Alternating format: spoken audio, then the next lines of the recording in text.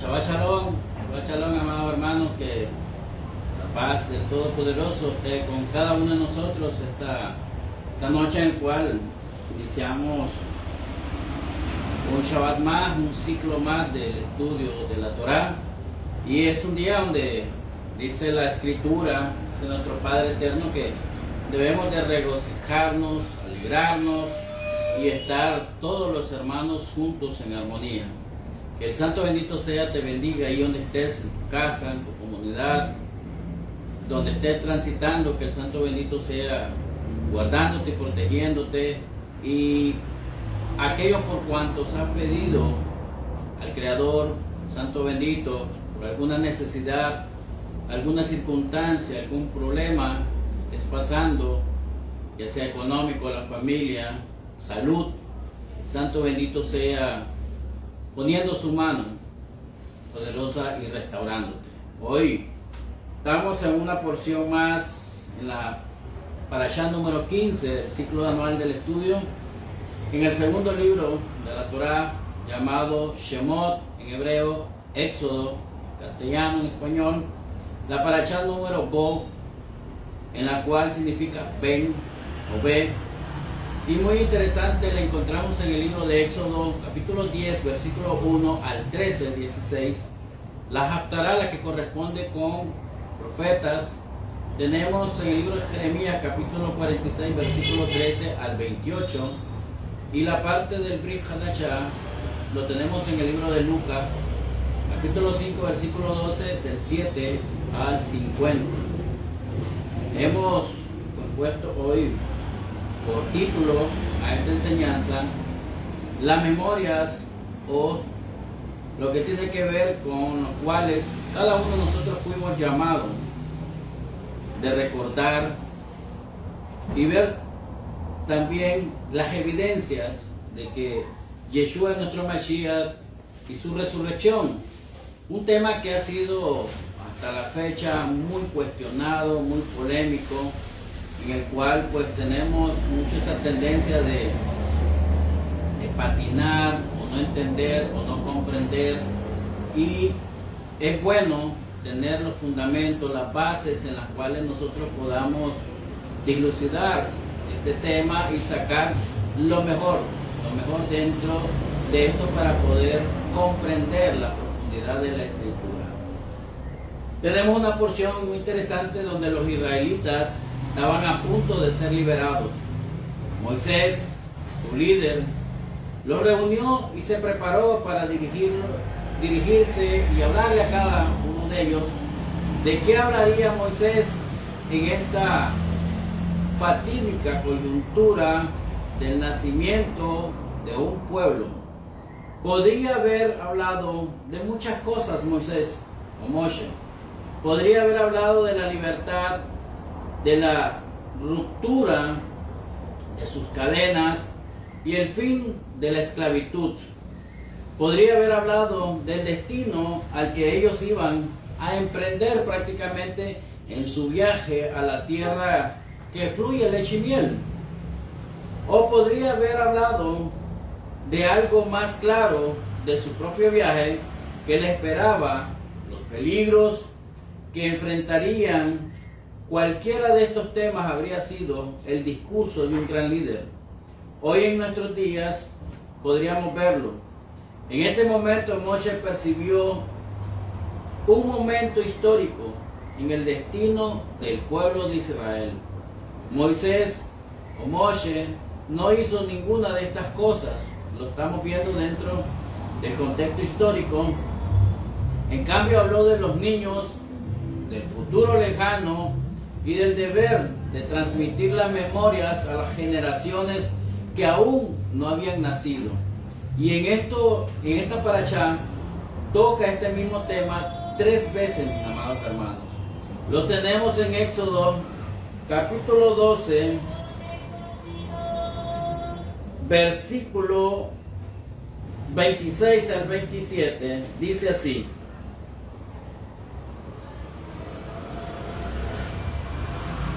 y cuando os dijeren vuestros hijos, ¿qué es este rito vuestro?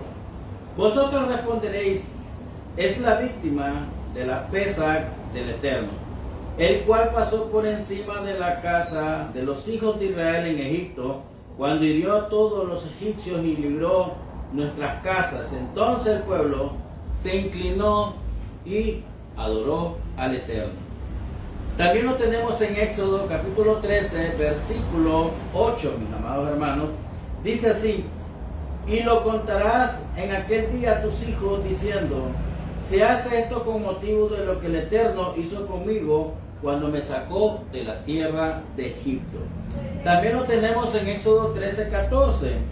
Dice así: y cuando mañana te pregunten tus hijos, diciendo: ¿qué es esto?, le dirás: el Eterno nos sacó con mano fuerte de Egipto, de casa de servidumbre.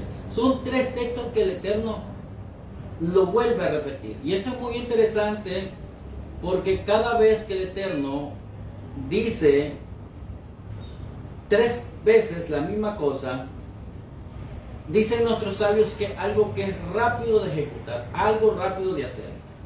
Es decir, es una profecía muy eminente, muy importante. Es la conexión con Mashiach y Pesach. Es algo muy interesante para nosotros, la conexión de Mashiach y Pesach, pero la libertad necesita tres instituciones, mis amados hermanos. Uno, la paternidad, es decir, la paternidad de nuestro Padre Eterno. Dos, la educación, la instrucción de la Torah. Y tres, las memorias, mis amados hermanos. Lo que nosotros conocemos como Zahor, recordar. Está prohibido, mis amados hermanos, olvidar. Por ello Moshe instruyó a las familias del pueblo de Israel diciéndole: debe hablarle a los hijos de Israel sobre la esclavitud y el largo viaje hacia nuestra propia libertad. Debes probar anualmente el pan de la aflicción, el pan de la pobreza y las hierbas amargas del trabajo que nosotros fuimos, dice, esclavos en la tierra de Egipto. Esto es muy interesante, mis amados hermanos. ¿Cómo es nuestro viaje a la libertad? ¿Cómo es nuestro viaje, mis amados hermanos, en todo el trabajo en el cual hemos sido esclavos en una condición espiritual o una condición sistemática de un sistema homogéneo que estamos viviendo hasta el día de hoy? Amados, debes saber cómo se siente la opresión si vas a luchar contra ella en cada época, mis amados hermanos.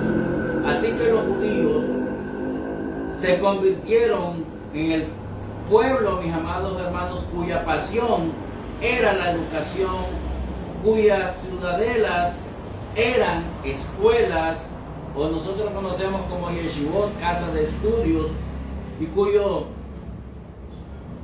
héroes eran maestros, mis amados hermanos. Hoy tenemos algo así nosotros similar. Esto es algo muy importante para nosotros. Tenemos esa educación de formación. Nosotros estamos viviendo tiempos difíciles, tiempos muy escabrosos. De ahí donde viene la plaga número 9, hablando de la oscuridad, es algo que ha permeado, algo que ha socavado prácticamente el mundo, amados hermanos. Todos aquellos que aún todavía persisten, viven en oscuridad, están en esclavitud. No hay libertad, mis amados hermanos.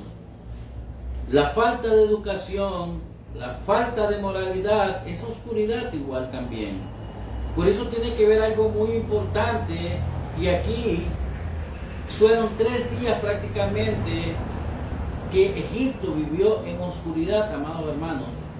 Una oscuridad tan densa que ellos no podían ni siquiera verse a ellos mismos, mucho menos ver a su prójimo. ¿Se imagina usted 3 días pasar en esa condición de no poderse ver, ni ver la palma de su mano, ni siquiera a su prójimo? Y esto implica algo muy interesante, porque nos pasa ciertas condiciones en la noche cuando dormimos, y dormimos todo oscuro, y en el momento de la mañana que encendemos la luz nos da un reflejo fuerte que no queremos ver la luz. Eso es en pocas horas. Se imaginan 3 días. Dice que ellos eran 3 días, prácticamente pasaron en oscuridad, y cuando ya el Eterno prácticamente quita la oscuridad y le da luz, dice que pasaron aún todavía con la luz 3 días más en ceguera, porque no podían ver, de tanta oscuridad que tuvieron que no podían ver claramente la luz. Muchas veces, amados hermanos, nos pasa esa condición. Vivimos en niveles de oscuridad, tanto así que cuando ya estamos en la luz, cuando ya estamos en la libertad, no la vemos. Y pasamos en oscuridad mucho tiempo, aún después de que ya estamos en la luz. Pero, amados hermanos, lo que gracias a la Torá, el pueblo de Israel nunca olvidaron en que la libertad es un esfuerzo, es una motivación interminable de educación, en que los padres, los maestros, los hogares y las escuelas son todos socios en el diálogo entre cada una de las generaciones, mis amados hermanos. Somos socios en cada una de las generaciones. Hashem le dice a Moshe que le di a los niños que recuerden este día que Hashem nos sacó con manos poderosas de Egipto hacia la tierra de libertad, y podríamos ver o recordar algo que pasó hace 20 o 30 años o hace 3500 años atrás. Hashem nos hace recordar ese suceso que para muchos, algunos de nosotros, ya no recordamos ni siquiera. Pero Hashem hace un recordar al pueblo en el preciso momento de su salida, y le dice a Hashem, Sajor, recuerdo, recordar. Y nos podríamos ver y preguntar, ¿por qué Hashem le dice en ese preciso momento recordar hoy, el día que está saliendo de Egipto? En pocas palabras, Hashem le dice, haz memoria, amados hermanos, haz memoria de todo lo que has pasado. ¿Cuál es lo más importante que tú has vivido? Y es lo que más recuerda. Asimismo, el pueblo de Israel, este día lo recordarás y se lo contarás a cada uno de tus hijos. Es decir, de generación en generación se transmitirá todo esto. Que Hashem nos sacó con mano poderosa, dice el pueblo de Israel.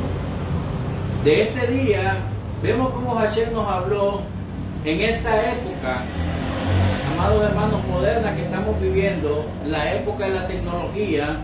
Estamos sentados hoy escuchando una palabra de Torah, pero en nuestras cabezas no está esas palabras muchas veces, sino que en nuestras cabezas está en el negocio, en la casa, en nuestros problemas personales, en esto y lo otro, menos en la palabra de Hashem.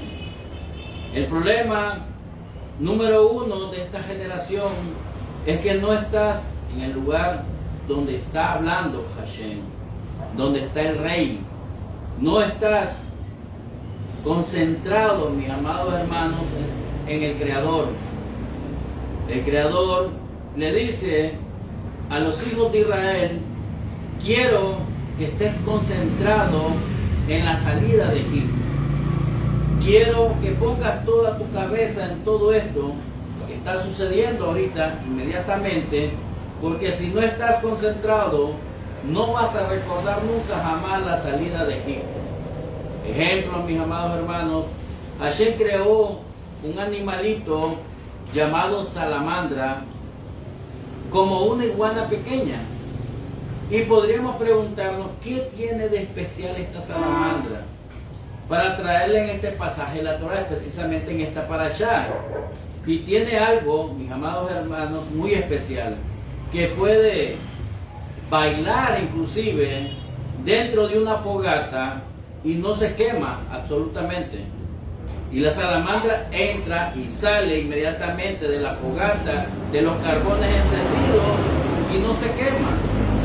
Y la persona que queda en el contorno, muchas personas quedan asustadas, quedan anonadadas, de que no le pueden creer que este animalito diminuto, pequeño, entra y sale de los carbones encendidos y no se quema. ¿Cómo puede ser todo esto? Dice la Guemará, y el Talmud hace una breve referencia de ellas, mis amados hermanos, y dice: si una salamandra puede entrar y salir del carbón y no se quema, Israel, mis amados hermanos, dice el Talmud y la Guemará también. Y de esta manera la Guemará y el Talmud hace una comparación con Israel. Y hace años un señor estaba en el parque público con su hijo ahí, viendo todo lo del parque, viendo la naturaleza. Y donde él estaba, mis amados hermanos, había una fogata muy interesante, pero en eso sale, dentro de los matorrales, sale una salamandra. Esta salamandra entró al fuego y no se quemó. Su hijo, que estaba ahí, que era muy pequeño, estaba viendo la situación, y para él todo eso lo que él vio era nuevo, mis amados hermanos. Como para nosotros nos puede sorprender una situación, un animalito que entra, sale del fuego, se mantiene durante las brasas encendidas y no se quemó. Vino su papá y le dio una cachetada al niño dura en la cara, en ese preciso instante. Y el hijo le preguntó al padre: ¿por qué me das una cachetada? ¿Por qué me golpeas?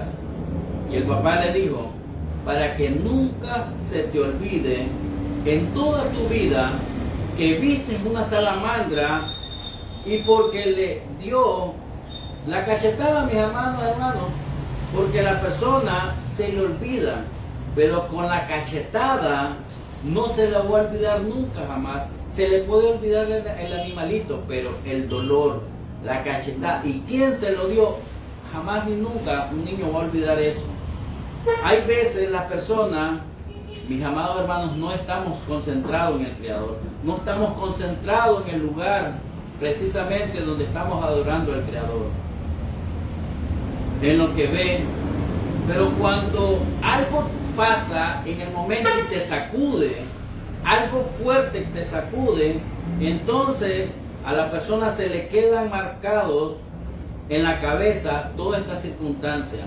Esto no se le puede olvidar nunca, jamás, que yo vi, dice el niño, una salamandra que entró en el fuego y salió, y estaban con arpones encendidos y no se quemó. Hay cosas, mis amados hermanos, que sacuden a la persona para que no se te olviden algo nunca en la vida. Tienes que hacerlo una sacudida a la persona para que no se le olvide, porque si no se le olvida, Hashem le dice a los hijos de Israel: necesito ahorita que entiendas esto, es lo que está pasando en este preciso momento en Egipto, y necesito, y esto no se te puede olvidar nunca jamás en tu vida. Va a pasar inclusive miles de años, pero esto que pasó ahorita en Egipto no se te puede olvidar nunca jamás. Te tienes que quedarme marcado en toda tu vida, a ti, a todos tus hijos y a todos tus nietos. Van a pasar miles de años y no se te puede olvidar. Por eso nosotros cada año, la noche del Seder de Pesach, por la Agadá de Pesach, le contamos a nuestros hijos y a nuestros hijos y a los hijos de nuestros hijos, le vamos a contar a todos los hijos, y los hijos de los hijos y los hijos de nuestros hijos, que nuestros padres, nuestros antepasados, el pueblo de Israel, salieron de Egipto, y que así salieron ellos con las bolsas en sus, amados hermanos, en sus espaldas, y las 10 plagas, los 10 golpes que fueron dados a Egipto, y cómo fue, y todos los detalles se los vamos a contar detenidamente y cada uno de ellos a todos nuestros hijos y a los hijos de nuestros hijos de generación en generación y por la eternidad. Esto es lo que Hashem quiere, y por esto la Torah nos enseña algo muy importante para la vida. Cuando uno se concentra en algo así, uno le va totalmente siempre a recordar. Y hay veces que uno se impresiona cómo puede ser que él tiene tanta memoria que tiene hasta la fecha cómo recordar de tanto. Y amados hermanos, la pregunta es, ¿cómo hace la persona para recordar tanto? La simple razón, porque él tiene tanto interés en todo eso. Y como él tiene interés en eso, él no se le puede olvidar nada, absolutamente nada. Y como tú no tienes interés en eso, a ti se te olvida por eso. Se te olvida. Por eso vemos personas en la vida que vienen a una enseñanza de la Torah y después de 20 años todavía no aprenden Torah. Y hay otras personas que con 3 enseñanzas aprenden mucha Torah. ¿Y cómo puede ser eso? Y saben, amados hermanos, ¿cuál es la diferencia entre uno de ellos? Eso es cuánto interés le pones a las enseñanzas de la Torah. Si le pones mucho interés en pocas enseñanzas, tú captarás, porque la revelación y el conocimiento de Dios entrará en tu vida. Si tú no le pones interés, mucho interés no le pones, puedes estar entre 20 y 30 años en una enseñanza, en una congregación, amados hermanos, y nunca no te entrará nada en la cabeza y nada de la enseñanza. Todo depende de la cantidad de interés que le pongas, y así será la rapidez que vas a memorizar y captar, y no se te va a olvidar nunca. Hashem, amados hermanos, le dice a los hijos de Israel: necesito que le pongas interés a esto, y este es el secreto de lo que la Torah menciona, el secreto de lo que la Torah menciona como Zahor, recordar. Haz memoria, no te olvides. Lo mismo Hashem le dice al pueblo con Amalek, el Zahor: recuerda lo que te hizo Amalek en el camino. Hay 10 cosas que necesitas que los recuerdes todos los días de tu vida y lo pongas en tu memoria. Y nos podríamos preguntar, ¿qué quiere decir Hashem con eso? Es que los recuerdo todos los días. Son cosas que el judío no puede ni debe sacarlo de su cabeza. Tiene que tenerlas claritas todas, que no puede ser que a la persona se le salgan de la cabeza todas estas ideas. No puede ser que a la persona se le quite de eso de su memoria, y tiene que tenerlas marcadas. Eso es parte del código secreto de la Torah del Todopoderoso para su propio pueblo, que tengan esas 10 cosas en su cabeza. Es un trabajo que tienen que hacer, y meter eso en nuestra cabeza es parte de nuestro código en las memorias. Tener esas 10 marcas, que cada vez que nos levantamos y nos acostamos, poner esas 10 códigos, mis amados hermanos, de pensamiento. Así que, ¿qué quiere Hashem? Que siempre tengamos esos 10 pensamientos y no nos durmamos, para que así nos levantemos. Y quiera Hashem que seamos esos creyentes comprometidos con la Torah y siempre recordarlos. Esta enseñanza nos hace una clara conexión con la fiesta de Pesaj, conocida en el mundo secular como la Pascua, donde Hashem manda al pueblo de Israel a hacer un sacrificio de un cordero de 1 año sin ningún defecto. El significado de este animalito era simplemente que este cordero era para eliminar la idolatría entre el pueblo de Israel. Este sacrificio, el Korbanot conocido en hebreo, significaba la reconciliación del pueblo de Israel con su Creador, después de que muchos de ellos se habían asimilado, se habían apartado y tenían esa obligación de amar al Eterno, servirle al Creador y hacer Teshuvá, obedecerle para poder ellos tener algún mérito de salir de Egipto, a quien representaba ese cordero. Mis amados hermanos, ¿a qué hacía alusión Hashem en esta primera redención con Moshe Rabbeinu? Lo conectaría con la segunda redención con Yeshua HaMashiach, nuestro mérito de justicia. Ese es otro código secreto de la Torah que manda Zahor, recordarás, haz memoria, nunca te olvides de Yeshua, como dio su vida en rescate del mundo entero.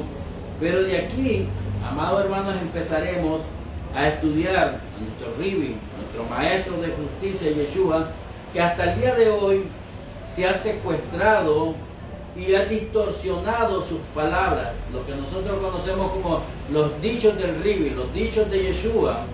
Hasta su propia mesianidad ha sido cuestionada, y es aquí que Hashem nos muestra recordar este hecho ocurrido en la historia, porque todo lo que te ha sucedido hasta el día de hoy, yo estoy con ustedes, dice Hashem, con todo lo que tú ves y todo lo que no ves, yo estoy, dice Hashem, en todo y en cada una de esas cosas. Y nos hemos preguntado hoy en día, ¿cómo sabemos que Yeshua es el Cordero inmolado, enviado por Hashem para la redención del mundo, y a cómo se cumplió en Israel que Él fue el comisionado para buscar la oveja perdida de la casa de Israel?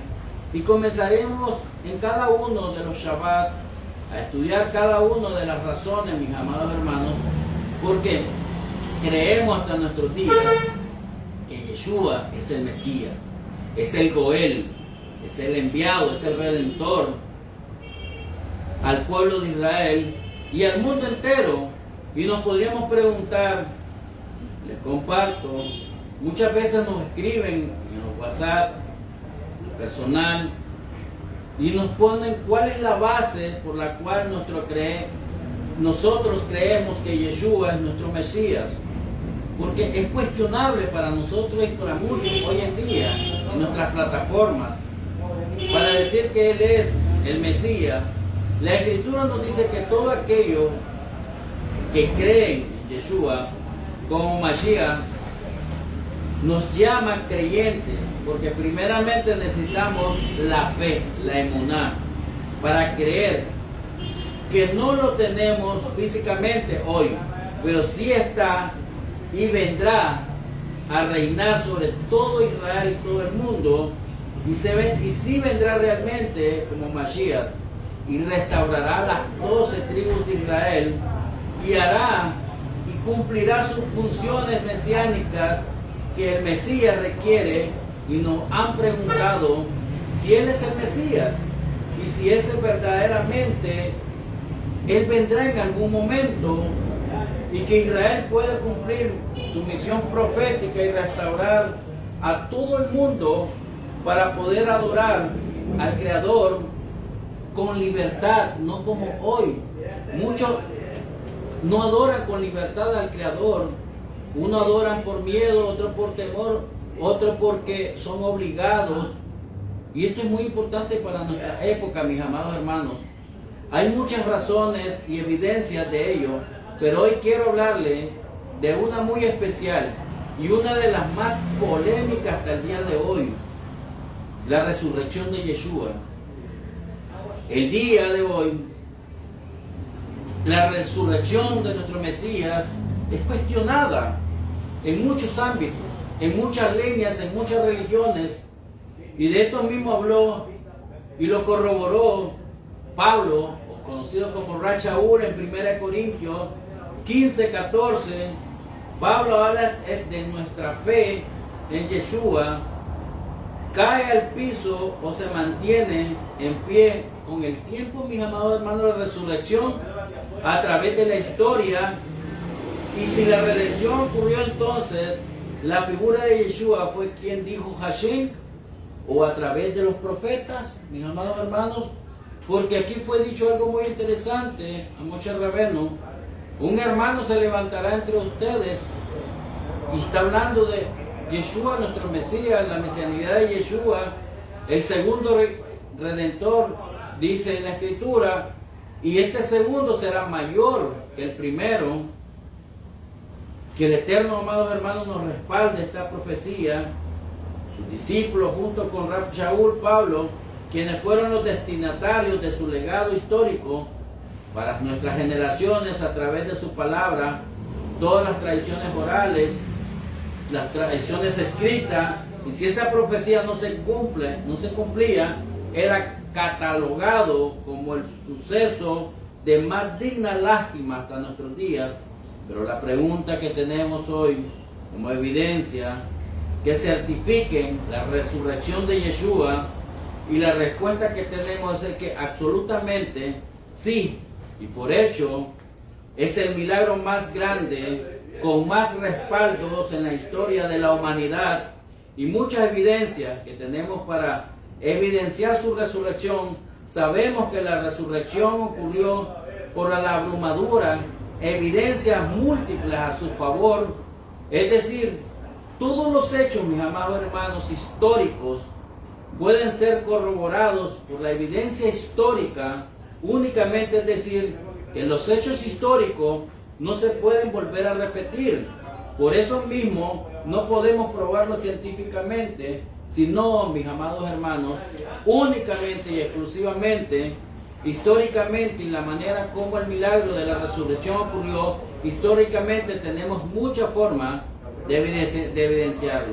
Ejemplo, mis amados hermanos, tenemos a William Lane, el gran filósofo, estableció que el hecho de la resurrección se puede hacer a través de tres hechos históricos evidenciales, mis amados hermanos. Es decir, los ateos, los gnósticos, etcétera, admiten que estas tres razones se pueden evidenciar históricamente.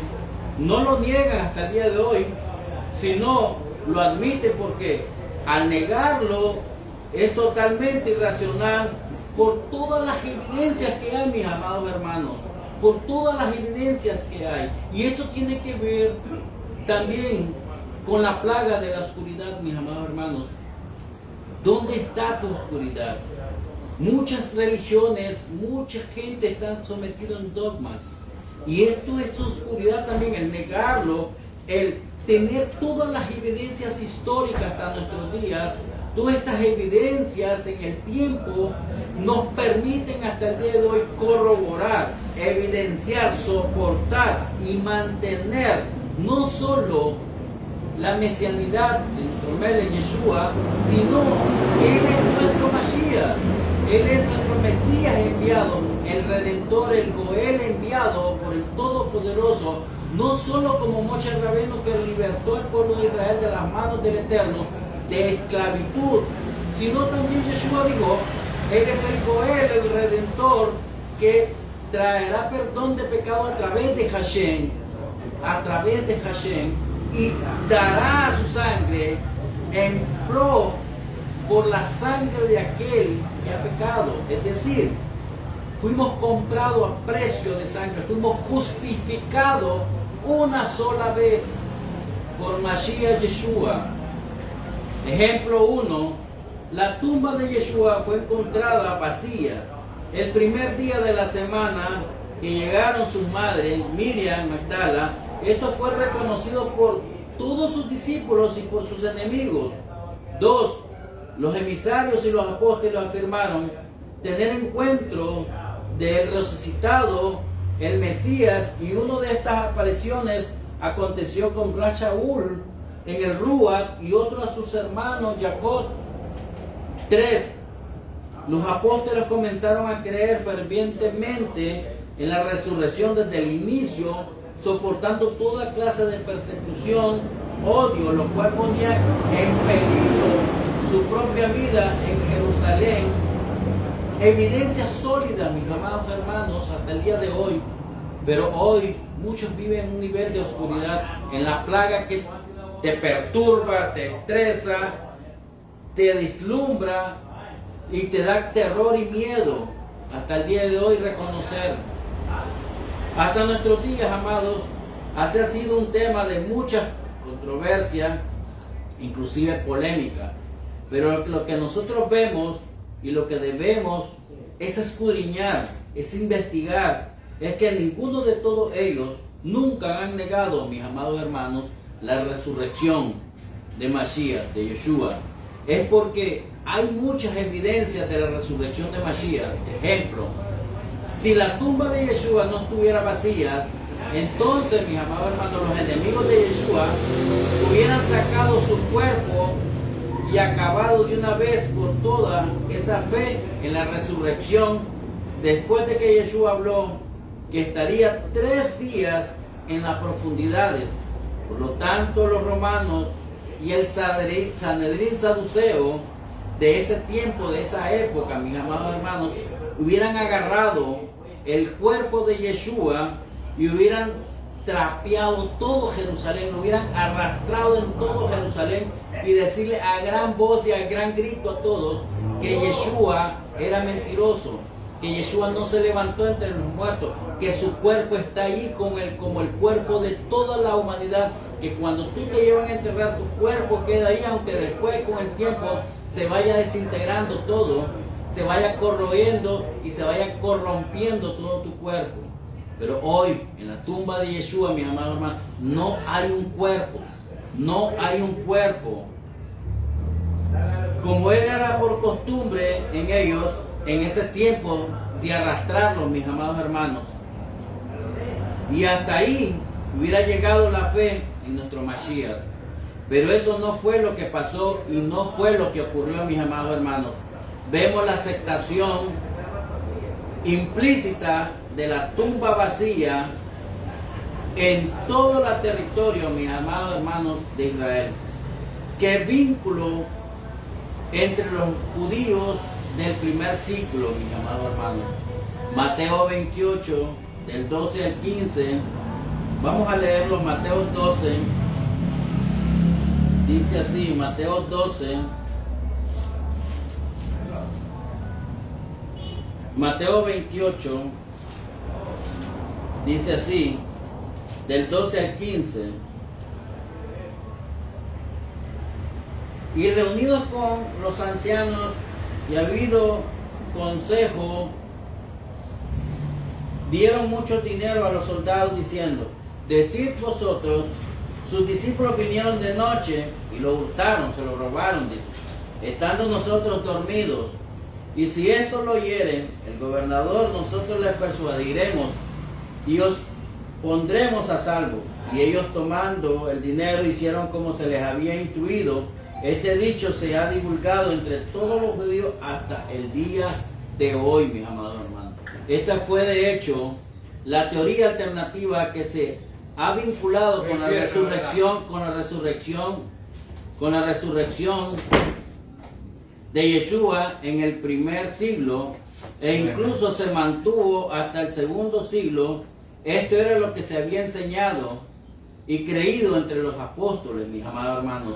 Y en la Edad Media, en la Parashat Toldot, se mantenía esta creencia hasta el día de hoy, de ese día, mis hermanos, que los discípulos de Yeshua se habían hurtado, se habían robado el cuerpo del Mesías.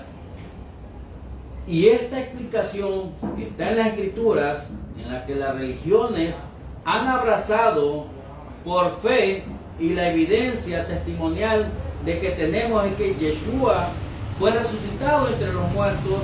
Y si aún tú no crees, y si aún tú vives percibiendo en estos niveles de oscuridad y aún todavía tú no crees eso, aún tienes mucho vacío histórico, mucha oscuridad histórica, mucha esclavitud histórica.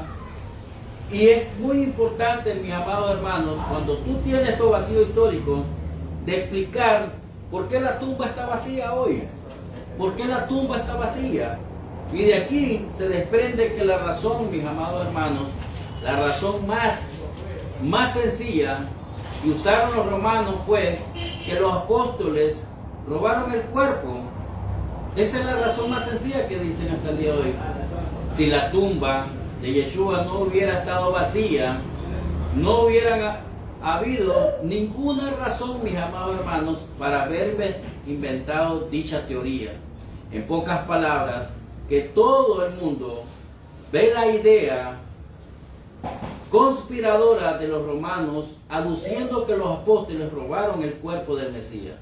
Pero todos ellos nunca, mis amados hermanos, nunca hasta el día de hoy, usted va a ver la escritura y todos los hechos históricos y todo lo que tenga que ver, mis amados hermanos, con los historiadores más antiguos.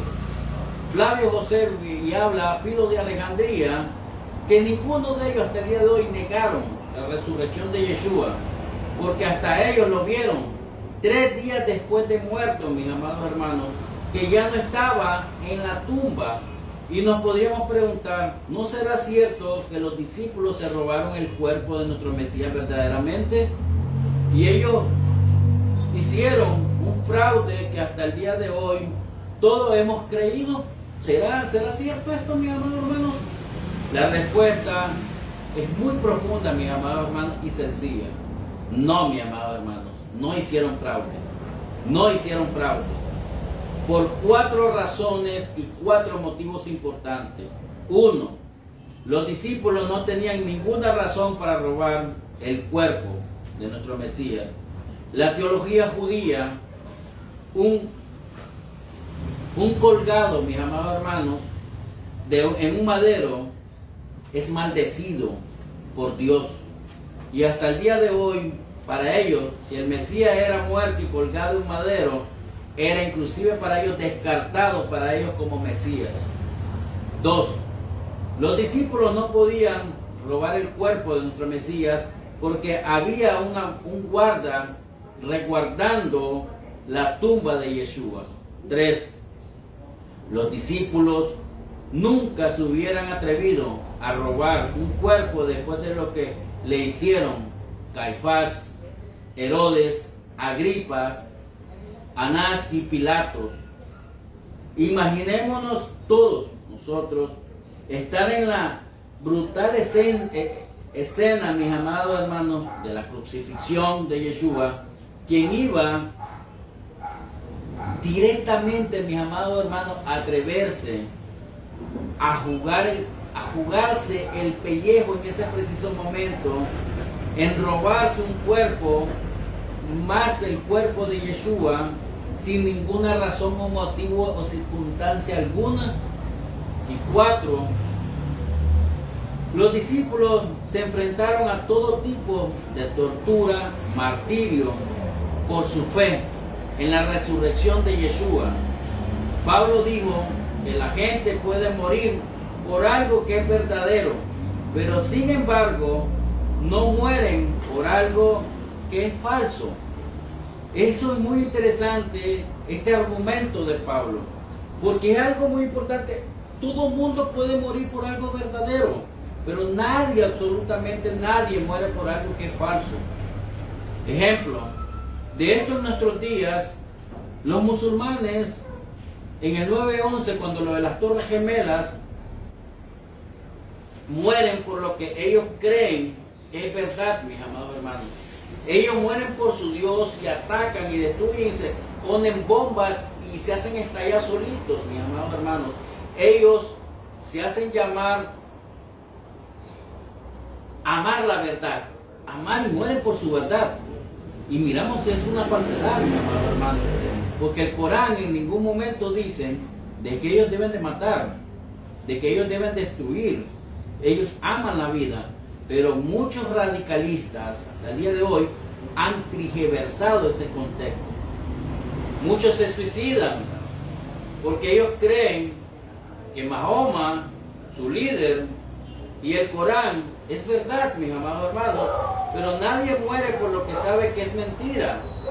Pueden morir por algo que ellos creen que es verdadero y pueden ser inclusive mentiras al final de todo, pero nadie muere por una mentira que él sabe, mis amados hermanos, que lo es. Entonces los discípulos sellaron la veracidad, mis amados hermanos, de la resurrección de Yeshua por su muerte en martirio de cada uno de ellos, muerte brutalmente, cada uno de ellos, mis amados hermanos. Por eso es imposible que ellos hayan robado el cuerpo del Mesías. Sin embargo, la tumba estaba vacía, mis amados hermanos. La segunda evidencia que establece la connotación racional y las pruebas de la razón a través de la evidencia son las apariciones de Yeshua. Cabe, mis amados hermanos, mencionar que al ver la tumba vacía, no convenció en su totalidad a los discípulos de la realidad de la resurrección de Yeshua. Ellos vieron la tumba vacía y cuando las mujeres llegaron a decirle que Yeshua había resucitado, les pareció a ellos una locura, como lo habla Lucas capítulo 24. Vamos a ir ahí a Lucas capítulo 24. Dice algo muy interesante. Lucas 24, versículos 10 al 11. Dice así: era Miriam Magdala y Juana y Miriam, madre de Jacobo, y las demás con ellas, quienes dijeron estas cosas a los apóstoles. Mas a ellos les parecían locura las palabras de ellas y no les creían. Yohanan, Juan, capítulo 20, mis amados hermanos, tenemos otro texto. Juan 20, versículo 2 al 3. Dice así: entonces corrió y fue a Simón, llamado Kefa, Pedro, y al otro discípulo aquel al llamaba Yeshua, y le dijo: se han llevado del sepulcro al Adón, a Yeshua, y no sabemos dónde se lo han puesto. Y salieron Kefa, Pedro y el otro discípulo y fueron al sepulcro, mis amados hermanos.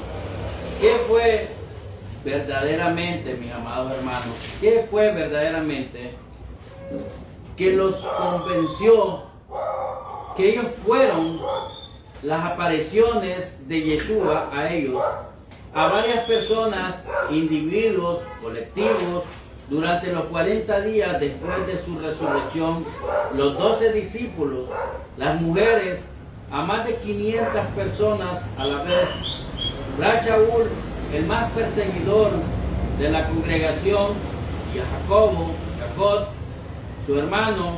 Es una aparición literal del Mesías resucitado, mis amados hermanos. Pablo nos da una lista de testigos en 1 Corintios capítulo 15, mis amados hermanos, da una lista grande. Y es bueno señalar que estas apariciones, en algunas ocasiones, estas personas tocaron al Mesías, y algunos individuales, mis amados hermanos, inclusive muchos colectivos, es decir, mucha gente, grupales, lo vieron y lo tocaron. 3. Lo temprano del resurgimiento de la fe, la emuná en Yeshua. En muchas teorías conspirativas hasta el día de hoy, de esta tercera evidencia, se ha dicho y ha hablado mucho que la creencia de Yeshua fue algo que tardó como en los tercer siglo, que fue tardío.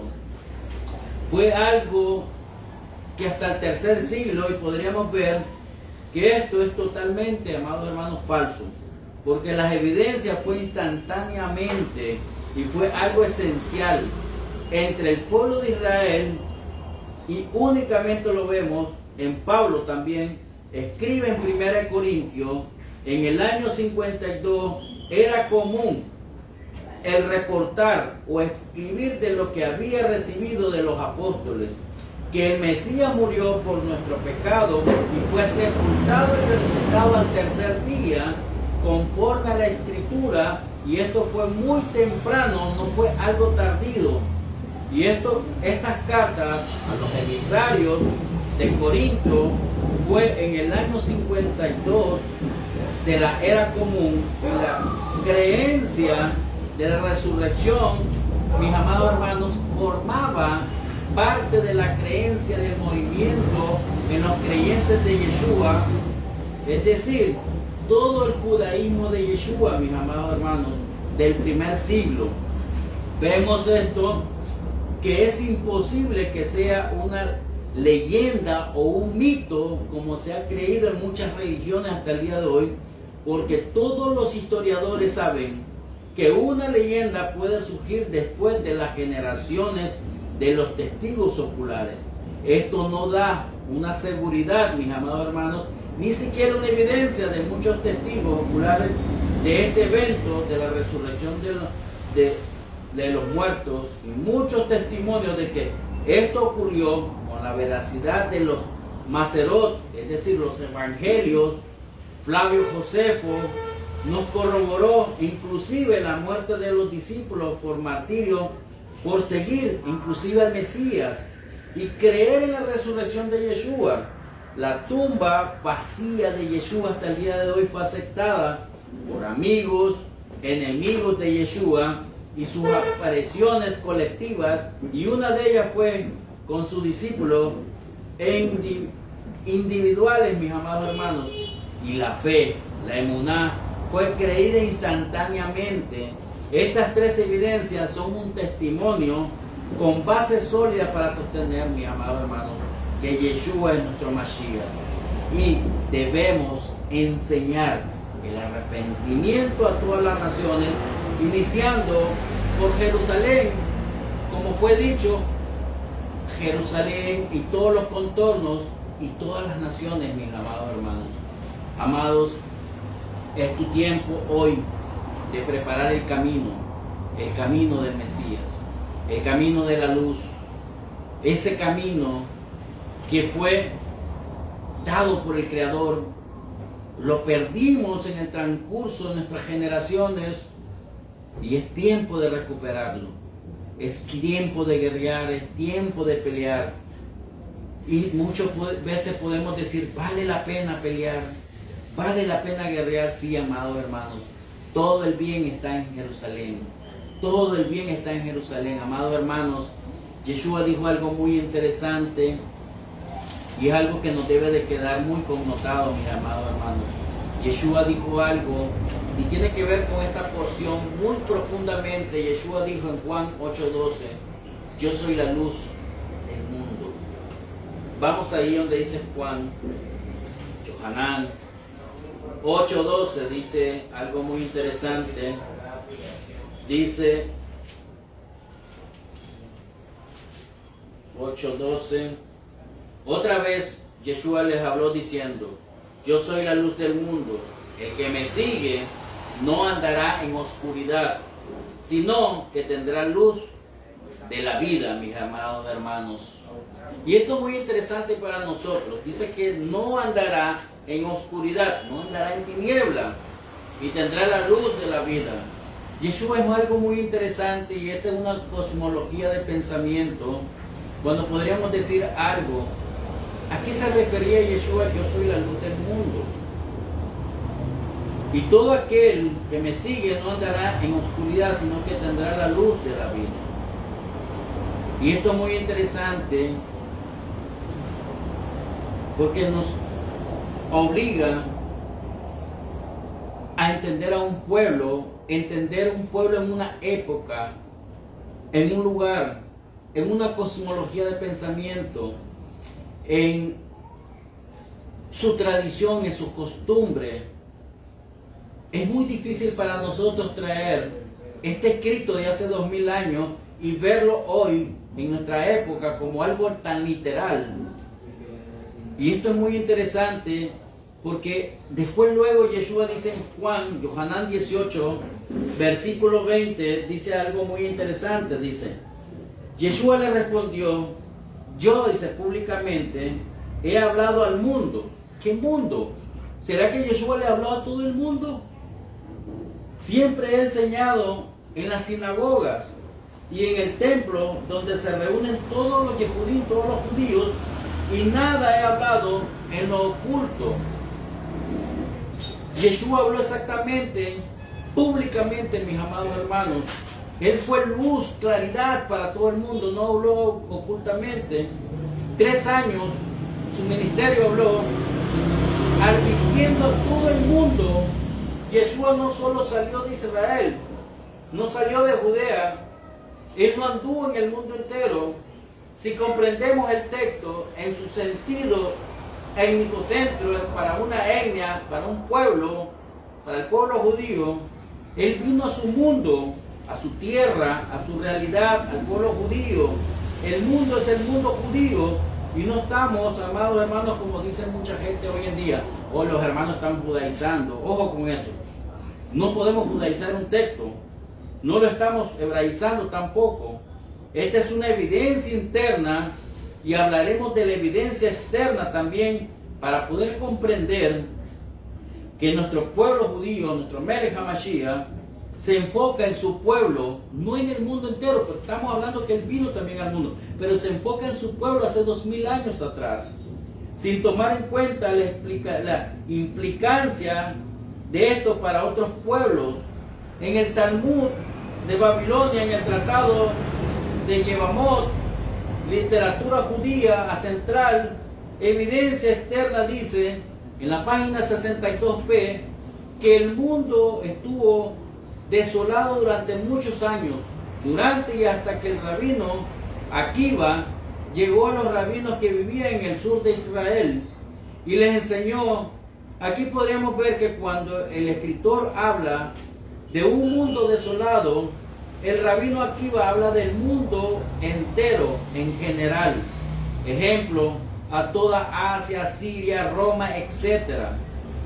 Y el rabino Gamaliel II, en el segundo siglo después del año 80, este es el nieto de Gamaliel, el comisionado en el libro de los Hechos, después de la destrucción del segundo templo, dijo en una reunión: toda persona debe recitar todos los días las 18 bendiciones que conforman una tradición, la Amidá. Hasta el día de hoy la tenemos, una bendición judía. ¿Usted cree que el rabino Gamaliel II, en el año 80 de la era común, que cuando se refería toda persona debe recitar las 18 bendiciones, se refiere al mundo entero? No se estaba refiriendo al mundo entero. Y él terminó diciendo todo el mundo, y el término toda persona siempre debe interpretarse en el término universal o términos generales. Hay que comprender el contexto y hay que saber cuándo una persona de una etnia en particular está hablando y haciendo referencia a su etnia o inclusive a su pueblo, mis amados hermanos, y entenderlo cuando expresa el mundo, directamente habla de su tierra, de su gente. Yeshua dijo: he hablado a todo el mundo. En la sinagoga, el templo donde los judíos se reúnen, entonces Yeshua, en Yohanan, en Juan 3:16, Yeshua le habla al mundo israelita. O nos podríamos preguntar, Dios no ama al resto del mundo tampoco. Y esto es muy interesante, mis amados hermanos. Esta es una interpretación errada, anacrónica, en entender el sentido del mundo judío, de la etnia judía. El autor se está enfocando en la realidad de Israel en ese preciso momento, sin hablar negativamente, mis amados hermanas, del mundo, y sin importar juicios negativos sobre otros pueblos. Y los judíos saben que Hashem también puede ser el Dios de los pueblos, de todas las etnias, de todas las lenguas. Ejemplo de ellos, tenemos al profeta Jonás. Se dirigió a Nínive para decirle a la gente de Nínive, a los gentiles, que se arrepientan y enderecen sus caminos y corrijan sus conductas.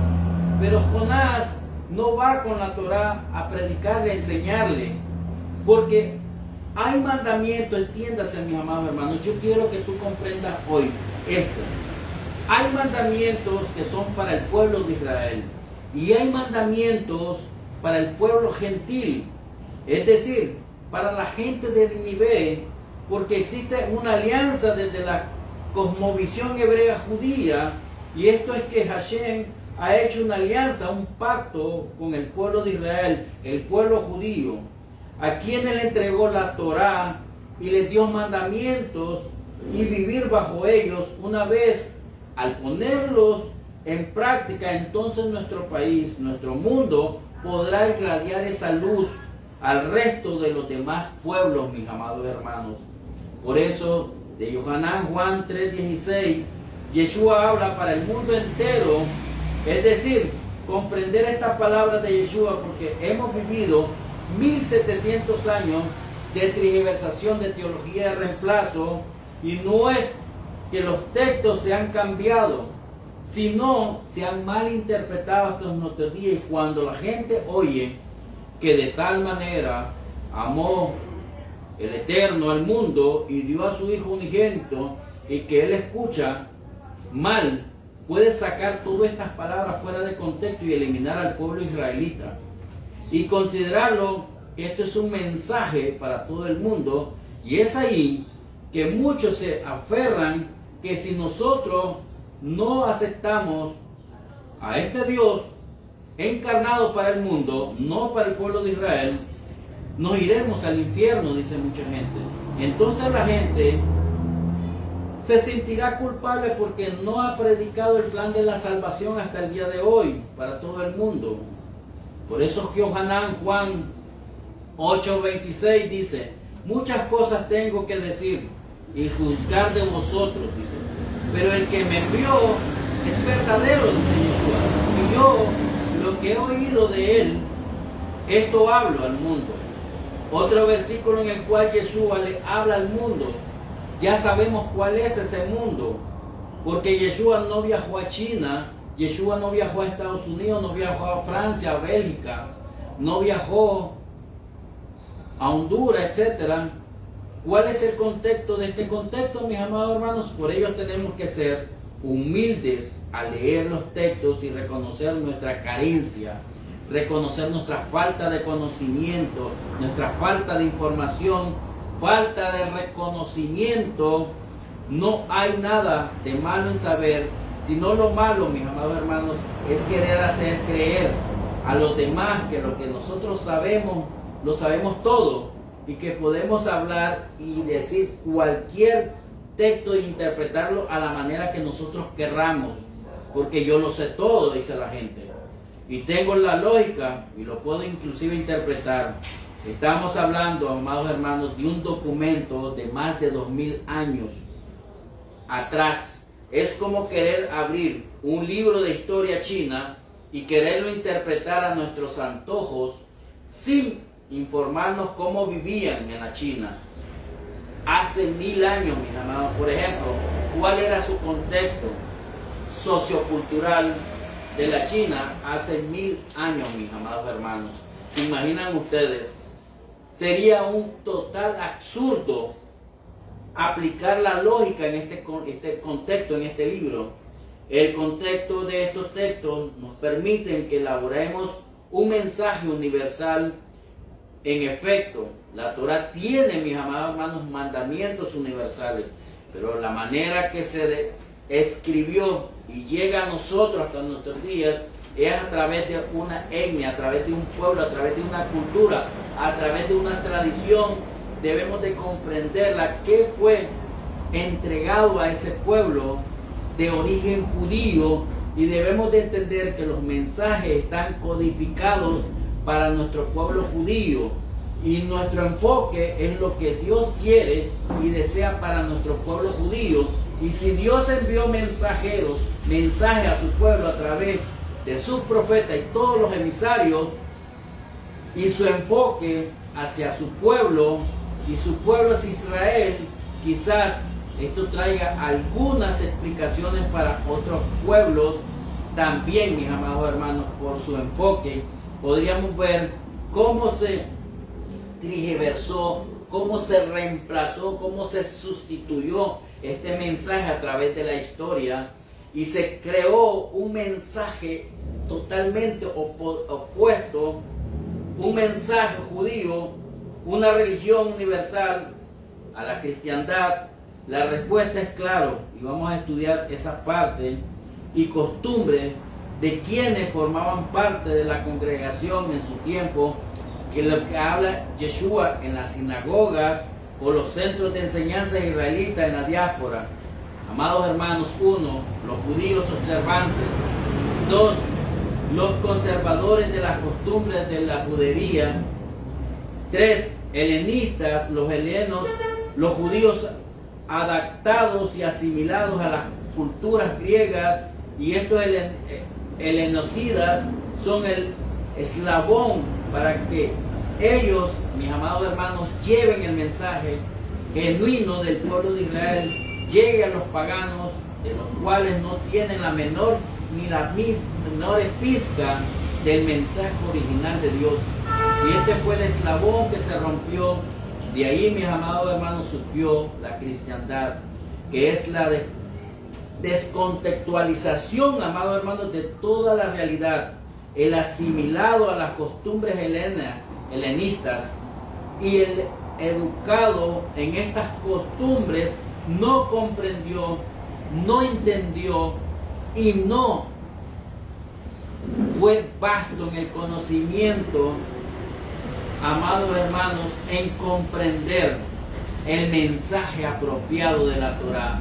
Por lo tanto, se los transmitió al paganismo a través de tergiversación, y el pagano acabó de distorsionarlo completamente, descontextualizarlo